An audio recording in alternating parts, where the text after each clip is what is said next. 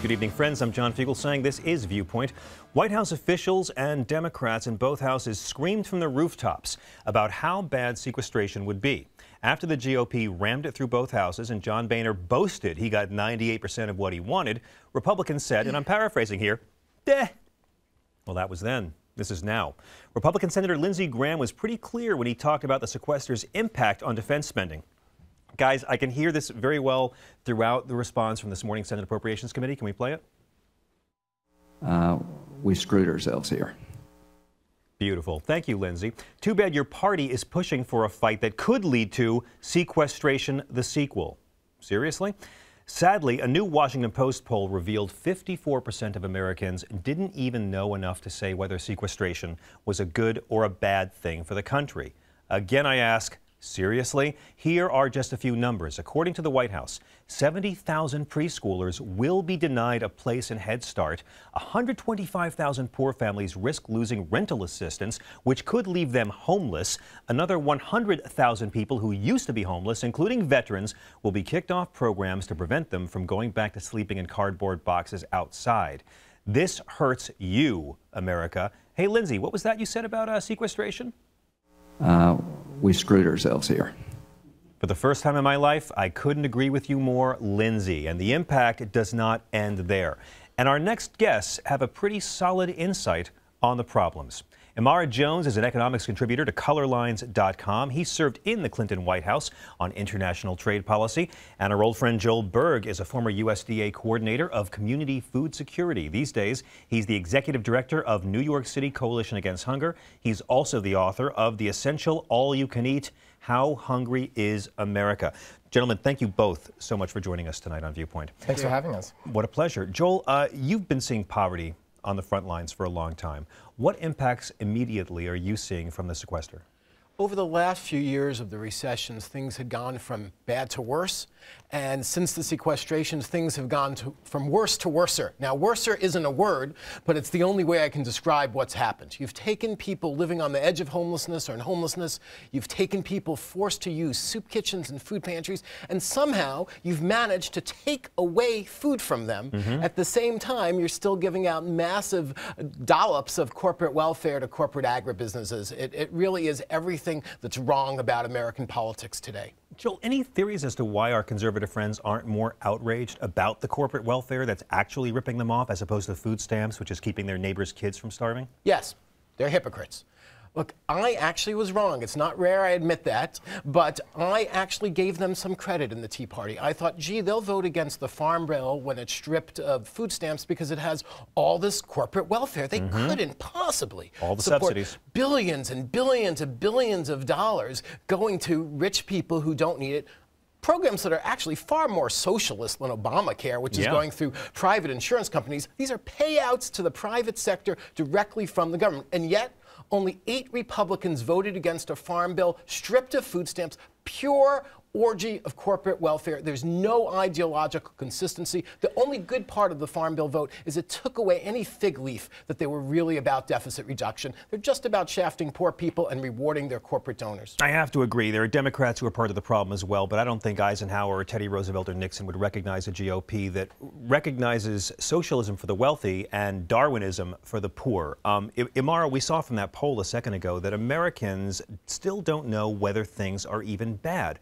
Does this mean the Washington Post only does polls with people who have landlines who are older and they don't have the cell phone numbers of homeless people? I mean, how can these numbers be so off? Well, that's through they're using the Romney polling people. I think they encountered that problem during the campaign. But that is a serious problem with polling, right? Too often it is landlines, which tends to be older and financially secure people at home. It is a serious problem. What struck me, though, was during the president's speech last week in Illinois, one of the largest applause lines that he got was when he mentioned the word sequestration, which means that in the country there is a growing feeling about sequestration and its negative impact. And how can it not be? It's a devastating downward impact on the economy when it looked as if it was going to reach escape velocity. I mean, we are set, according to the Congressional Budget Office, to lose 1.6 million jobs this year because of sequestration. And the interesting thing is that if you care about deficits, if you care about debt, then what we need to concentrate on is getting the economy back on track, because a hit economy solves all problems. One of the things that that came out is that the deficit has fallen by 30% in the last 3 years, and that's because revenues are up. And revenues are up because the economy is anemically working its way back to some semblance of resembling something that we once knew. And we've had a modest tax increase on the rich this year. So the problem is that if you do anything to harm the economy, which is exactly what sequestration is doing, losing almost 2 million jobs, then you're actually making the thing that you're saying you're solving by implementing it worse, which just goes back to what was being said before, that none of this actually makes any sense. And this is one of the things that I think is key about sequestration, is that if you look at it policy-wise, it doesn't make any sense. Or from the budget standpoint, what it actually is a political revolution masquerading as a financial sure, spreadsheet. But policy-wise, it does make sense if you're a Republican who just cares about getting reelected and you know the poor don't vote. And in fairness, at that Obama rally, those were Obama fans there. They know what sequestration is. They're not the problem. Let me ask you the same question I asked Joel, because you're on the ground, you're in touch with people who are suffering. What are the effects you've seen firsthand from sequestration on our fellow Americans? I think some of the biggest ones are military families and education have received an enormous cut this year. There are, at the National Institutes of Health, lead researchers are having to take furlough days, which is disrupting research into groundbreaking medicines and new ways of caring for people who are sick. There are thousands of Medicare patients across the country that can't get access to cancer treatments because of this. There are children that are being, as you pointed out, being denied Head Start, a program which has been shown to save money in the long term.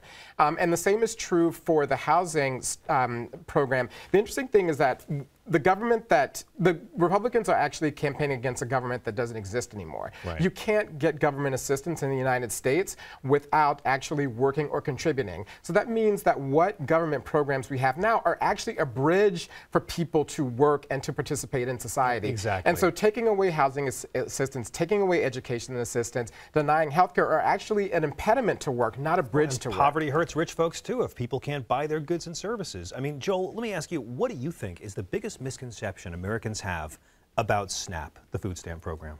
Well, most Americans somehow think it's welfare, that people didn't earn it, they don't deserve it, they're lazy bums. Look, more than 2/3 of the people receiving SNAP benefits are children, working parents, senior citizens, and people with disabilities. 80% of the people on the SNAP program, adults, were either working the year before getting SNAP, the year after getting SNAP. The average length of time on SNAP before the recession was 5 months. Since the recession, it's 10 months. Look, let's talk about government dependency. When I ride a jet, there are 250 people on it, and I'm glad to get help from government air traffic controllers. When Donald Trump rides a jet, he gets the same help from government air traffic controllers for one person. He gets 250 times the help from government that I do. So, you know, the wealthiest are the most dependent on government, and we never hear discussions of that. But we all know that right-wing strain doesn't really mean all they say about government being evil. Government's only evil in that it imposes regulations on the 1% and the aristocracy and forces them to take decent care of employees and not pollute our rivers. That's what they don't like about it. In reality, you're right. They benefit from the very government they demonize. They believe the only good government program is the one that benefits them and their cronies. All the others, they stink. Imara, let me ask you, we've seen celebrities speak out about poverty. We've seen artists do it. Springsteen releases a great album every year or two. We've seen comic relief where comedians put their reputation on the line to help the less fortunate. We don't see it too much from politicians. Since LBJ talking about a war on poverty, who's the most prominent politician to speak out? John Edwards. Oops, wrong messenger. Why do you think that is? Is it a losing deal for politicians to crusade on behalf of the poor, who, as we know, tragically, don't vote?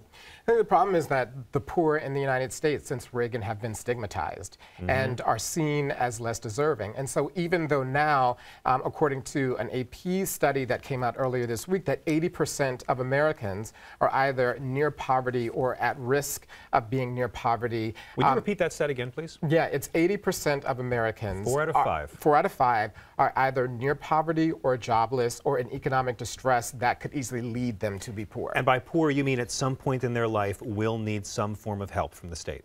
Right, and who actually fall below are at risk of falling below our poverty line designations, which are already a bit generous. And we're talking about seniors here. I mean, when we talk about this, we're talking about future seniors in many cases, that just because you think you're comfortable now doesn't mean 10 years down the road that you're not going to be seeking the same kind of assistance you demonize.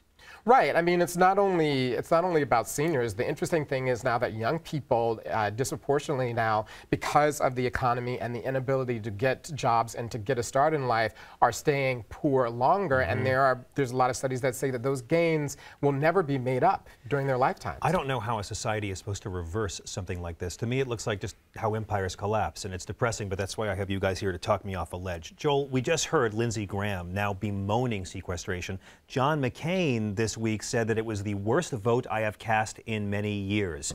That's the worst. Well, he could be right. This is all political, of course. As they go around in circles and endless debates, families go hungry, kids lose out on crucial education.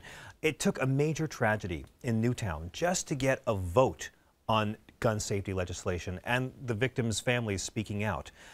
What's it going to take to make our politicians pay attention and listen and do something actionable about poverty? Well, we put out an April Fool's release every year, and this year it was Illinois senator discovers son is poor, changes his stand opposing poverty benefits. It's a good Rob Portman. The truth of the matter is that elected officials, even liberal Democrats, barely meet poor people anymore. Even progressives spend most of their days in little cubicles calling rich people for money. It's true. And then most of their nights at receptions whining and dining with rich people to get their money. And forget about the conservatives. They spend even less time. Unless we have a people's mainstream revolution of organizing people at the grassroots to fight back and say we're going to demand that our elected officials are responsible to all of us, we are going to go away as a major world figure. But the truth is we can fight back. Every major social revolution, every major period of reform has been preceded by the worst possible despair. Slavery came before the Civil War. The age of excess, the Gilded Age, came before the Progressive Era, and the Depression came before the New Deal. My hope is this horrible, horrible breakdown of the American political system is finally going to wake all of us up to take our country back and say we've got to have it working for us, not just the billionaires. Public financing of elections, is that what you're talking about? That's part of it. Part of it is more accountability for where the money is really going to, and understanding and transparency. The truth of the matter is the greatest crime in America today is what's legal.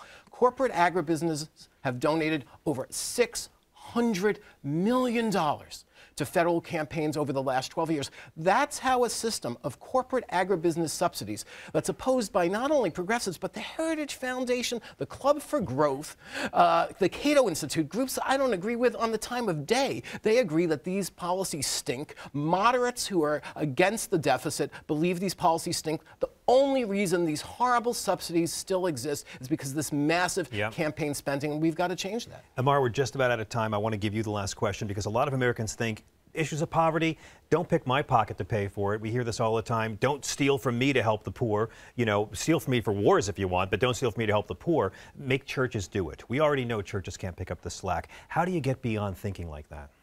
I think we have to be honest with the American people about what the government does and why it's important. I mean, too many cheap votes have been gotten over the past 30 years by demonizing government, when in any responsible modern society, what the government does is it plays an essential role in fostering economic growth for everyone. And that means doing things for the poor, but it also means being smart and making the right investments so that everyone can grow and prosper. And the less we've done that, the worse we're off.